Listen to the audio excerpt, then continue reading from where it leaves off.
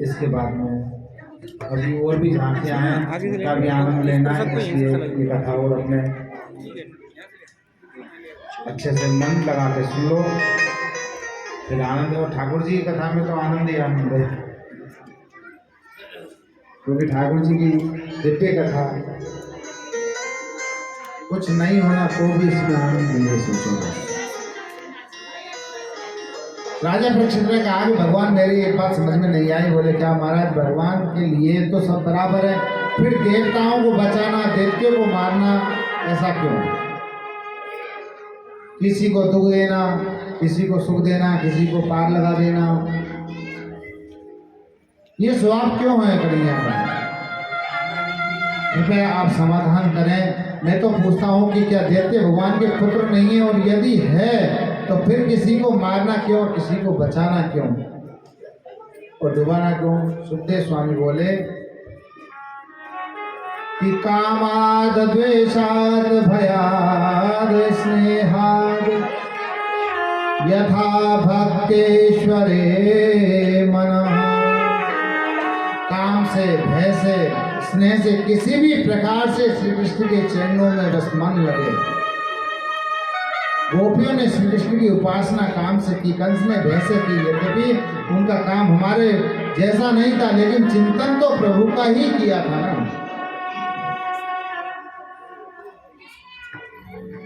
तो शिशुपाल, इसने 3 जन्मों में नारायण से द्वेष किया, यही शिशुपाल पूर्व जन्म में हिरण्यकश्यप बना। बेटा प्रहलाद का बहाना लगाकर इसने प्रभु से द्वेष किया, यही शिशुपाल दूसरे जन्म में रावण बना। माता जानकी के बहाने से प्रभु श्री राम से द्वेष किया और अब इस बार ये शिशुपाल बन करके मुक्ति को पा लिया। भगवान से सुखदेव राजा परीक्षित ने पूछा, महाराज नारायण से हिरण्यकश्यप ने प्रहलाद का बहाना लेकर कैसे द्वेष किया? बोले भगवान ने 12 बनकर जब उसके भाई हिरण्याक्ष को मार दिया तो हिरण्यकश्यप ने सपरिवार लोगों को समझाया, उन्हें आत्म संदेश उपदेश दिया, लेकिन ये उपदेश करने के बाद भी स्वयं उनसे द्वेष करता कि मेरे भाई को मारने वाले से मुझे बदला लेना है। और द्वेष भी इतना बढ़ गया कि महाराज उसको नारायण नाम लेना भी पसंद नहीं था, सुनना भी पसंद नहीं था। हिरण्यकश्यप ने की पत्नी का नाम है कयादु और इसके 4 बेटा हैं, हिलाद, अनुवाद, संगाद और प्रहलाद। जब वो तपस्या करने के लिए गया, ब्रह्मा जी से अजर अमर होने का यहाँ आने पर प्रहलाद जी का जन्म हुआ। बड़ा सुंदर प्रसंग है। प्रहलाद जी का जन्म हुआ। हिरण्यकश्यप ने सोचा इसको मैं मेरे समान, इस बालक को। सभी माता बहनों से निवेदन है, क्योंकि आज बीच में लाइट ने थोड़ा सा डिस्टर्ब किया, उसकी वजह से थोड़ी कथा 4 से ऊपर जा रही है। आप ये ना समझे कि 6 बजे तक चलेगी। हाँ, तो अभी 10 मिनट में कथा पूरी होगी। तो मेरा सभी से निवेदन है, कृपया शांति का दान दें और 10 मिनट के लिए कथा सुने केवल। उसके बाद में आरती जो भी होगी वो होगी। नहीं, वो ऐसा है ना, ये जा नहीं रहे, ये अपनी अपनी बातें कर रहे हैं घर की, जो थोड़ी बहुत कुछ होगी ना, थोड़ा समय रह गया है तो अब इनको कुछ बातें भी तो करनी है। जब से चुप बैठे बेचारे तो अपनी मन की भड़ास निकाल के जाएंगे वो घर पे, यहाँ से जो सुबह का भरा हुआ होता है वो यहाँ निकाल के जाती है। इसलिए अल्लाह का थोड़ा सा कर रहे हैं, लेकिन थोड़ी देर और रुक जाओ, 10 मिनट तुम्हारे लिए अलग से दे देंगे हम लोग।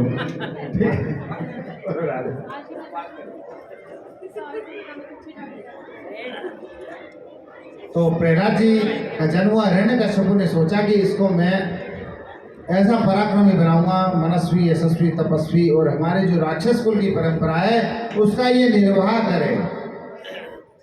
ऐसा मन में विचार आया महाराज, इसलिए कि प्रहलाद जी को गुरुकुल भेजा और गुरुकुल में महाराज रह रहे हैं। प्रहलाद जी महाराज गुरु जी क्या समझा रहे हैं कुछ समझ में नहीं आता उनके, क्योंकि गोविंद से मिलने की लगन जिसको लग जाए उसको कुछ भी अच्छा नहीं लगता है। राजन प्रहलाद जी कभी तो बैठे बैठे रोने लग जाते, कभी गाने लग जाते, मतलब इस प्रकार से उनकी मनोवृत्ति थी। आपने कि प्रभु मनुष्य शरीर तो दिया, पर आप मुझे कब मिलोगे? जीवन ऐसे ही बीत रहा है। हंसते इसलिए थे कि आपने इतनी बड़ी मुझ पर कृपा करी प्रभु की, मुझे मनुष्य बनाया। कभी जोर से नृत्य करने का मन होता था तो नृत्य कर लेते थे महाराज, एक बार जिसमें गोविंद का मन लग जाए फिर तो महाराज वो जबरदस्ती खींचता है, आप लोगों का प्रयास करता है, फिर वो तो अपने आप खींचेगा महाराज। अब पिताजी ने आकर के पूछा कि बोल तूने क्या सीखा है इतने दिनों से, बता सुना मेरे को। बड़ी सुंदर बात कही पिताजी, मैंने अपने जीवन में अनुभव किया है कि संसार में हम सुख की कामना करते हैं लेकिन सुख कहीं भी नहीं मिलता है। सुख तो केवल गोविंद के नाम में मिलता है। वन में चले जाना चाहिए, वहां जाकर प्रभु के चरणों में प्रेम करना चाहिए, उनकी आराधना करना चाहिए। ये बात सुनकर हिरण्यकश्यप को क्रोध आ गया महाराज, और हिरण्यकश्यप ने जो गुरुजनों से कहा ऐसी शिक्षा देते हो आप लोग, अब की बार प्रहलाद के मुख से नारायण का नाम नहीं सुन लो, मैं ध्यान रखना, अच्छा नहीं होगा। बड़ी फटकार लगाई, लेकिन सज्जनों प्रहलाद का मन तो गोविंद के चरणों में लगा हुआ था। परमात्मा के साथ संबंध जुड़ जाता है तो सारे संबंध फीके पड़ जाते हैं।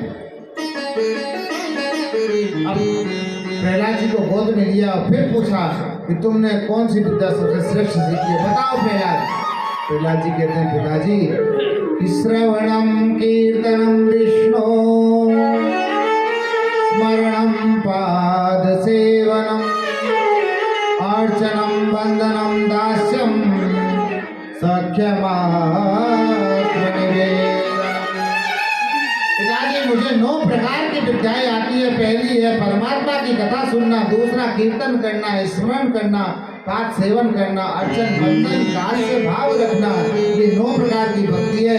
हिरण्यकश्यप ने गोद से महाराज उसको पटक दिया, मेरे कुल में कहां से कलंक पैदा हो गया है, अब तो महाराज प्रहलाद को मार देगा, मैं उसे अब ऐसी वो कर रहे हैं जो प्रहलाद को मार देगा मैं उसे पुरस्कार दूंगा। लेकिन उनका बाल भी कोई बांका नहीं कर सका। लोगों ने कहा मित्रों के साथ रहेगा तो सही हो जाएगा, सुधर जाएगा, कोई बात नहीं, अगली बार इसे फिर छोड़ दीजिए।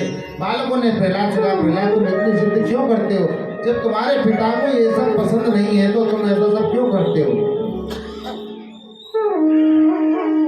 पिटाई तुम्हारी होती है, तकलीफ हमको होती है, भूखा तुमको रखा जाता है, तड़पना हमको पड़ता है, ऐसा मित्रों का भाव होता है। क्यों जिद करते हो, तुम्हारे पिता को पसंद नहीं है। प्रहलाद जी अपने मित्रों को समझाते हुए बोले मेरे सखाओ, मेरे मित्रों, बचपन से ही जिसने भगवान के चरणों का आश्रय लिया है, भगवत चरणों में अनुरक्ति जिसकी हो गई है, वह बुढ़ापे में फिर क्या भजन करेगा। बचपन के संस्कारी बुजुर्ग होने पर काम आते हैं। परमात्मा की कृपा से ही ये सब हमको मिलते हैं, इसका दुरुपयोग नहीं करना चाहिए। केवल सुख भोगने को ही मानवता नहीं समझना चाहिए।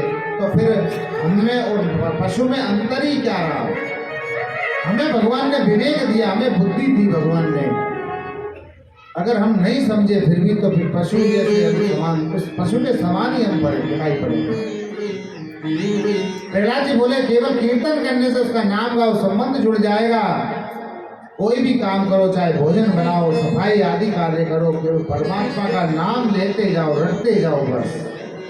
कि काम करते चलो, नाम जपते चलो, काम करते चलो, नाम जपते चलो, हर समय कृष्ण का ध्यान धरते चलो, हर समय कृष्ण का ध्यान धरते चलो, काम करते चलो, नाम जपते चलो, चलो नाम जपते चलो, हर समय कृष्ण का ध्यान धरते चलो, हर समय कृष्ण का ध्यान धरते चलो, आपकी वासना को मिटाते चलो, आपकी वासना को मिटाते चलो,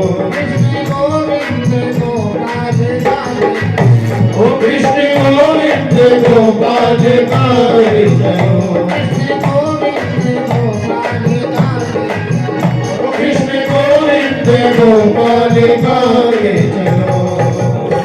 प्रहलाद जी ने कहा मेरे गुरु तो नारद जी हैं, इसलिए नारद जी ने मेरी माँ को कथा सुनाई थी, तब मैं गर्भ में था और उसी का उपदेश मैंने सुना।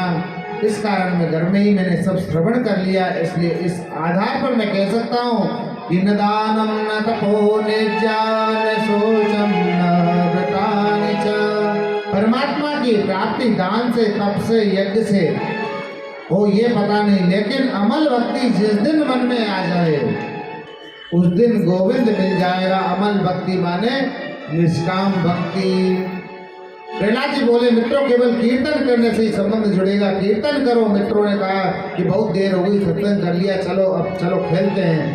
प्रहलाद जी बोले देखो खेल तो खेलूंगा, पर तुम कहोगे ऐसा नहीं, जैसा मैं कहूँगा ऐसा। प्रहलाद जी ने किसी को मृदंग दे दिया महाराज, किसी के हाथ में मजीरा दे दिया।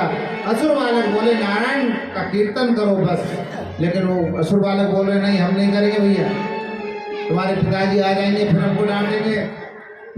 लेकिन प्रहलाद जी कह रहे हैं कि आप लोगों ने देखा मुझे कितना प्रयास किया मारने का, फिर भी प्रभु का नाम मैंने नहीं बंद किया, मेरी रक्षा करी प्रभु ने।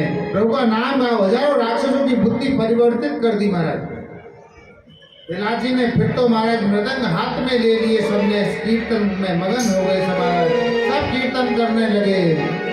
हिरण्यकशिपु दौड़ा दौड़ा वहां पर हरि नारायण नारायण श्रीमन नारायण नारायण नारायण नारायण नारायण श्रीमन नारायण नारायण नारायण बोलो नारायण नारायण श्रीमन नारायण नारायण नारायण बोलो नारायण नारायण श्रीमन नारायण नारायण नारायण श्रीमन नारायण नारायण नारायण श्रीमन नारायण नारायण नारायण श्रीमन नारायण नारायण नारायण श्रीमन नारायण नारायण नारायण बोलो नारायण नारायण श्रीमन नारायण नारायण नारायण बोलो नारायण नारायण श्रीमन नारायण नारायण नारायण। इस प्रकार से महाराज सब कीर्तन करने लगे नारायण भगवान का। और ऐसे ही जैसे ही कीर्तन की आवाज सुनी महाराज, फिर दोबारा से वो दौड़ा दौड़ा हिरण्यकशिपु वहां आया और प्रहलाद जी को पकड़ लिया। और बार बार मैंने तुझे समझाने का प्रयास किया, लेकिन तू नहीं समझा। आज मैं तुझसे तो बाद में बात करूंगा, पहले मैं उस नारायण से ही निपट लेता हूँ। बोल वो कहाँ है, पता कहाँ है वो? प्रहलाद जी बोले अरे पिताजी वो तो सब जगह व्याप्त है। यदि तुम्हारा प्रभु सब जगह है तो इस खंबे में है कि नहीं? क्यों नहीं है इस खंबे में? लेकिन प्रहलाद जी कह रहे हैं वो इस खंबे में भी है, मुझे दिखाई दे रहा है। महाराज आज भी भगवान हर जगह व्याप्त है, परंतु आज कोई प्रहलाद जैसे प्रकट करने वाले नहीं है। कि सूर्य अनेक फिरे कण मांगत, पेपद सूर स्वाद कहाँ, पुनिताल मजीरा बजाते फिरे,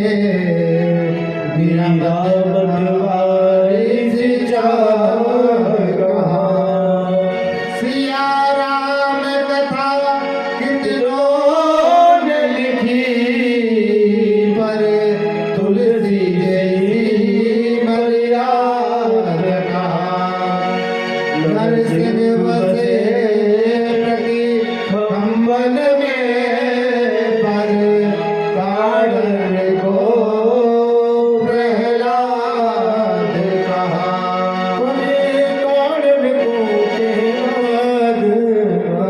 प्रहलाद ने कहा मेरे प्रभु खंबे में ही है, वो मुझे दिखाई दे रहे हैं। ये सुनते हिरण्यकशिपु ने महाराज जोर से तलवार का प्रहार किया। तलवार से जैसे ही खंबे में प्रहार किया, मेरे प्रभु उस खंबे में से प्रकट होकर के आए। बोलिए नरसिंह भगवान की। बड़ी बड़ी मूंछें, बड़ी बड़ी महाराज हाथ विकराल नरसिंह रूप लेकर के आगे, बड़ी बड़ी मूंछें, उनकी विकराल वेश है।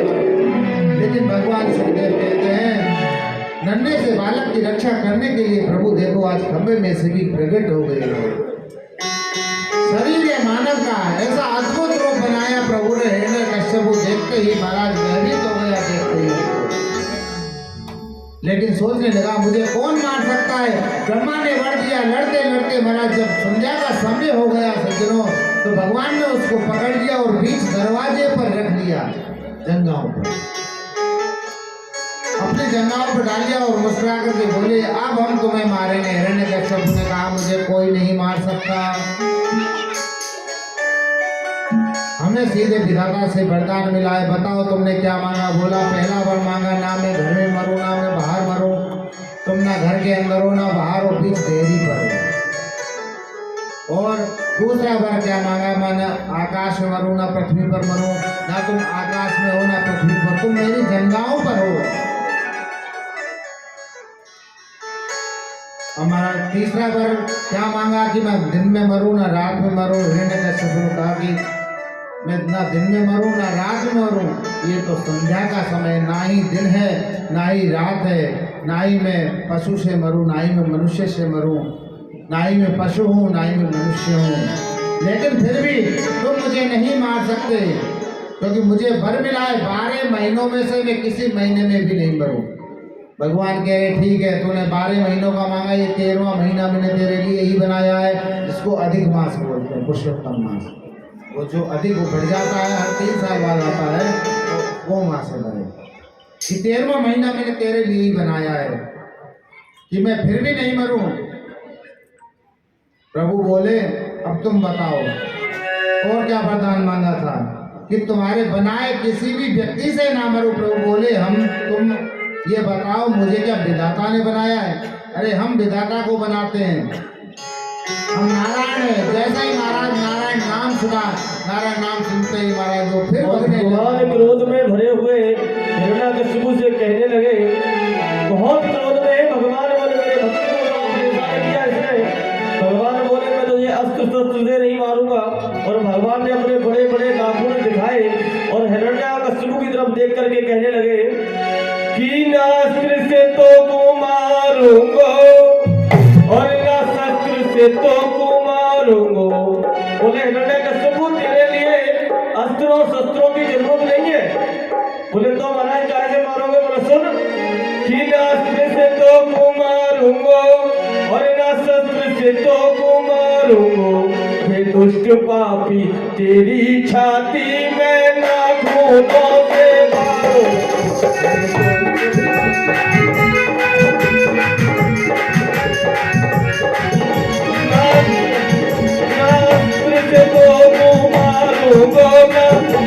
हे दुष्ट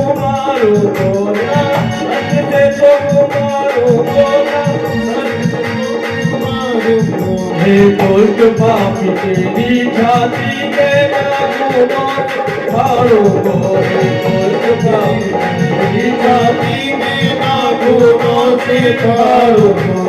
दुष्ट पापी तेरी छाती में नाखूनों से मारूंगा।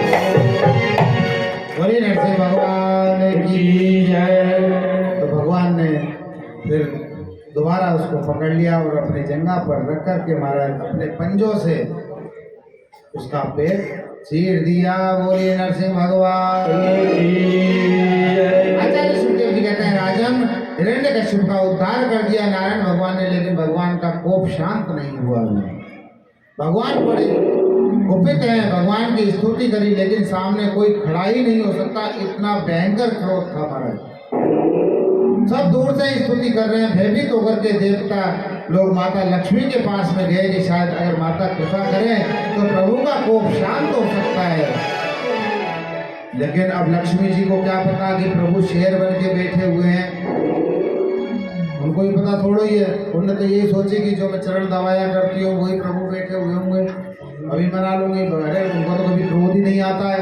तो महाराज लक्ष्मी जी ऐसे ही आई वहाँ पर, ब्रह्मा जी से बोली कि मेरे पति को तो कभी क्रोध ही नहीं आता है, थोड़ा सा आ भी जाए तो मुझे देख करके वो मुस्कुराने लगते हैं, मैं अभी चलती हूँ। सो महाराज लक्ष्मी जी आई। सुखदेव जी कहते हैं राजन जैसे ही लक्ष्मी जी आई ऐसा रूप जीवन में लक्ष्मी जी ने कभी नहीं देखा।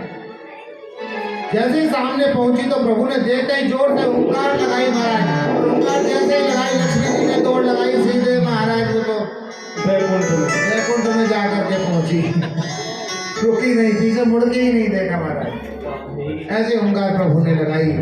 सुखदेव जी कहते हैं कि राजन जब तक प्रहलाद जी मेरे प्रभु के सन्मुख नहीं जाएंगे जब तक इनका क्रोध शांत नहीं हो सकता।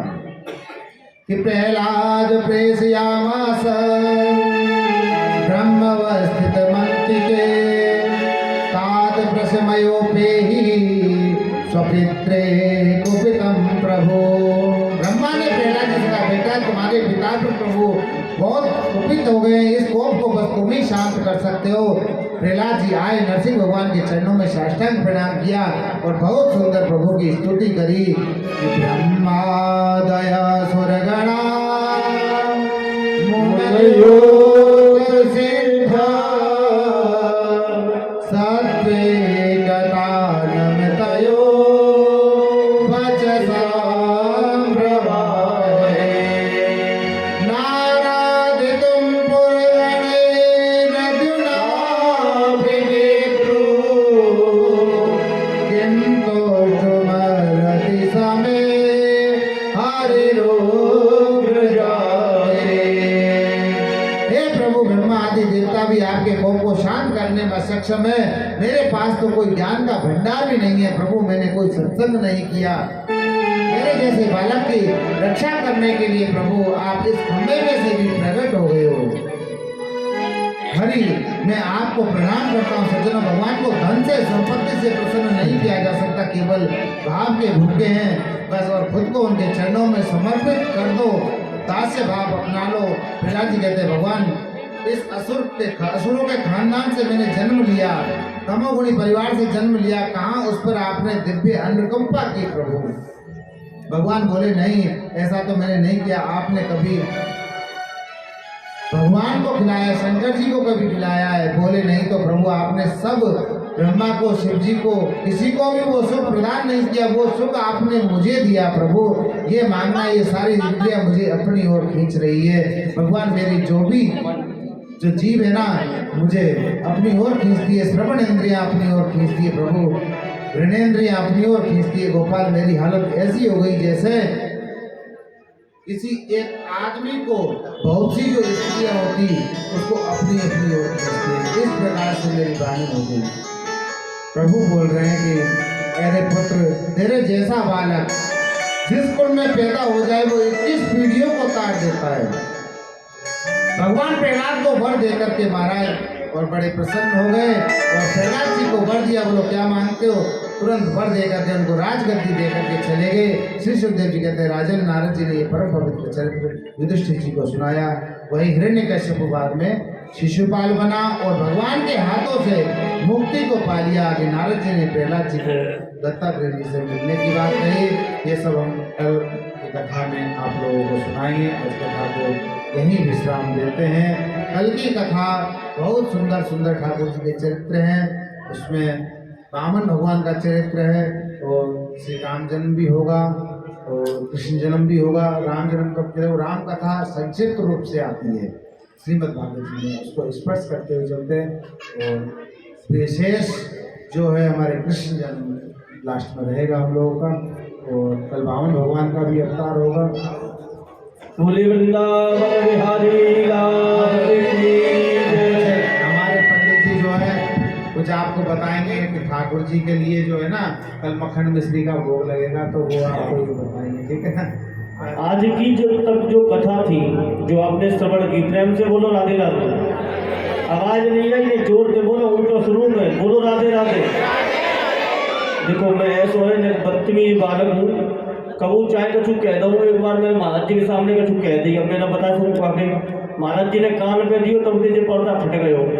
जय लंग के समूह से एक लंगते तो मैं जोर से बोलो राधे राधे।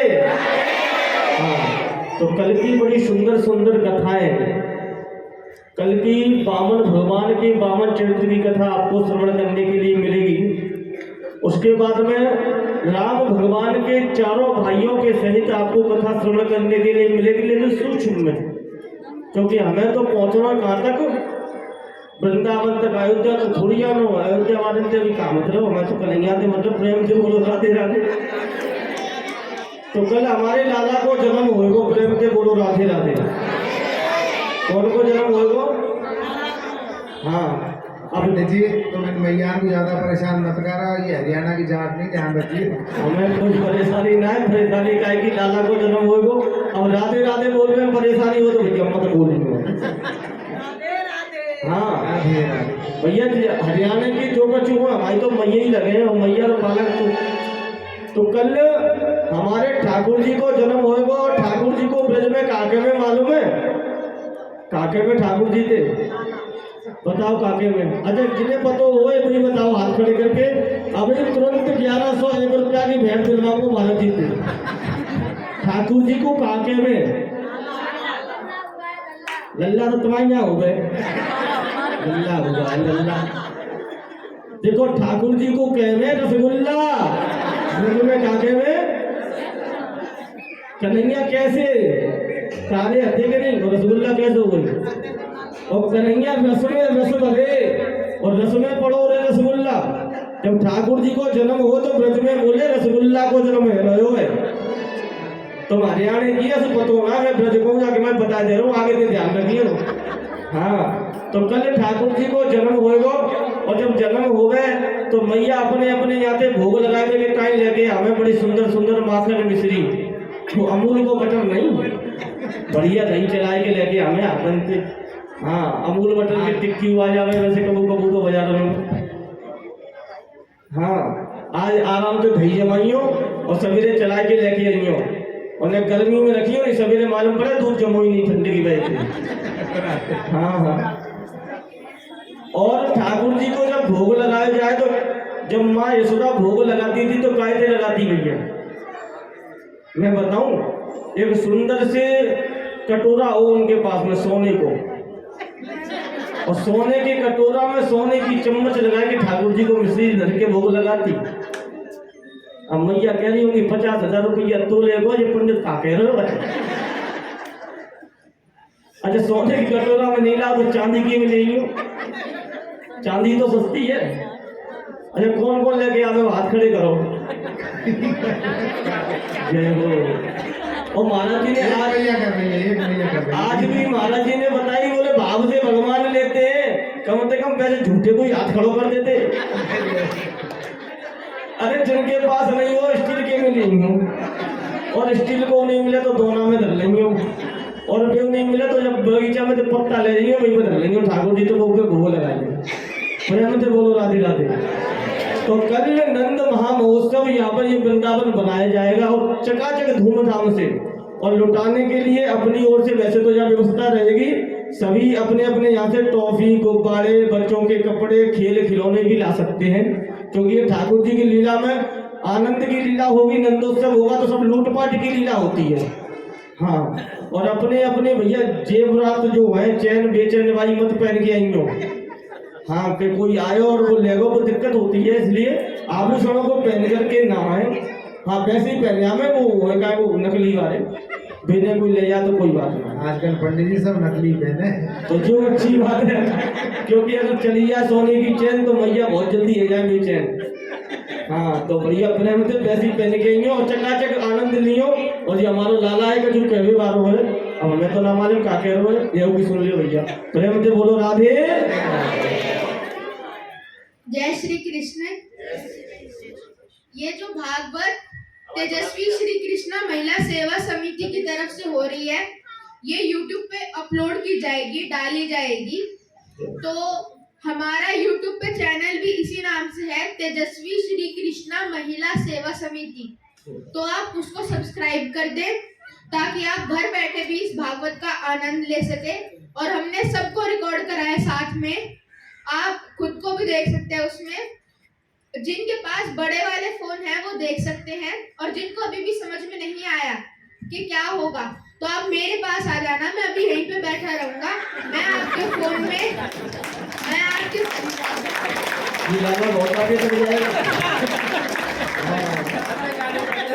तो मैं आपके फोन में अपना चैनल डाल दूंगा, और जैसे ही हम लोग डालेंगे एक एक भागवत का दिन तो वो सारे आपको पता चल जाएंगे। और हम इसी नाम से डालेंगे भागवत का पहला दिन, दूसरा दिन। तो आप अपने आप को भी उसमें देख सकते हैं और आप आनंद ले सकते हैं घर बैठे बैठे भी। आज से अपलोडिंग शुरू हो जाएगी, YouTube पर डाल दिया जाएगा। राधे राधे। बहुत सुंदर। ये गाना का जो चैनल है, ये मंडल जो बना हुआ है, यही चैनल है जो व्यवस्थापक हैं, इन्होंने अपना चैनल बना रखा है जिस पर लाला की वीडियो इत्यादि आती है, उसमें महाराज जी की कथाएं आपको श्रवण करने के लिए मिलेगी। तो आप उस चैनल को लाइक सब्सक्राइब जरूर करें। और कलश यात्रा आज YouTube पर डाल दी गई है। अगर आप देखना चाहते हैं तो हमारा चैनल तेजस्वी श्री कृष्णा महिला सेवा समिति, तेजस्वी श्री कृष्णा महिला सेवा समिति सब्सक्राइब करें और लाइक करें। जोरदार तालियां। और देखो लाला का जन्म तो कल है, लेकिन आज भी अगर लाला को जन्मदिन है तो भी आज ही आएगी। प्रेम से बोलो राधे राधे। हाँ, तो भी आज मिलेगी यहाँ पे। हाँ जी दोस्तों, तो चैनल को सब्सक्राइब करना ना भूलें। ये हमारे लाला का चैनल है, महाराज जी की कथा आप उस पर श्रवण कर सकते हैं। तो सभी बड़े प्रेम से चैनल को सब्सक्राइब करें, लाइक करें और घंटी का बटन दबाना ना भूलें। राधे राधे। बोले कृष्ण कन्हैया लाल की जय। आइए एक भजन, फिर उसके बाद में आरती।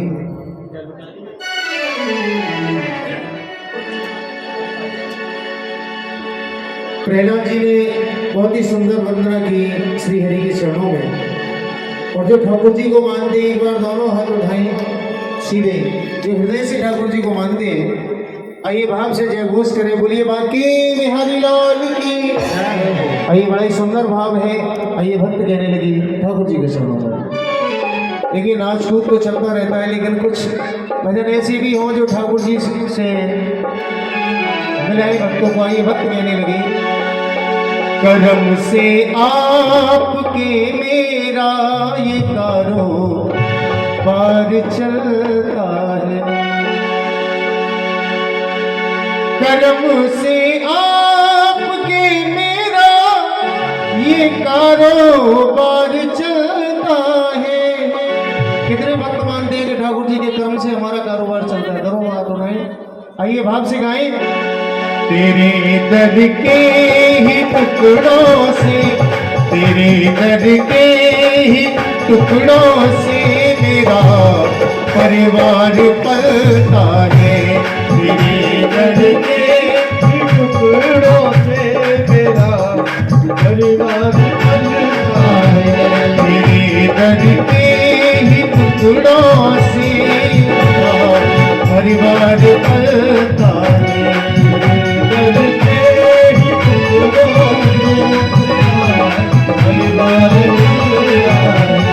कर्म से आपके मेरा ये कारोबार चलता है, कर्म से आपके मेरा ये कारोबार चलता है।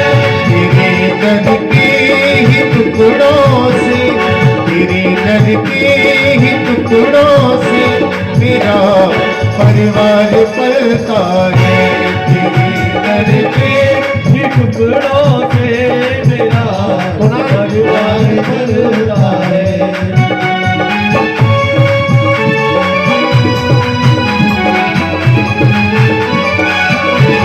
और भक्त कहने लगे हे बिहारी, तुम्हारे दम से ही गाना जमाने में उजाला है, जमाने में उजाला है, जमाने में उजाला है। तुम्हारे दम से ही गाना जमाने में उजाला है। और चांद चमके तेरे दम से, चांद चमके तेरे दम से सुबह सूरज निकलता है। चांद चमके तेरे दम से सुबह सूरज निकलता है। कर्म से आपके मेरा ये कारोबार चलता है, कर्म से आपके मेरा ये कारोबार चलता है। और ये ठाकुर जी की हमारे ऊपर कृपा है जो हम और आप बैठ करके ठाकुर जी का गुणानुवाद कर रहे हैं। इसीलिए कहते हैं तेरी रहमतों का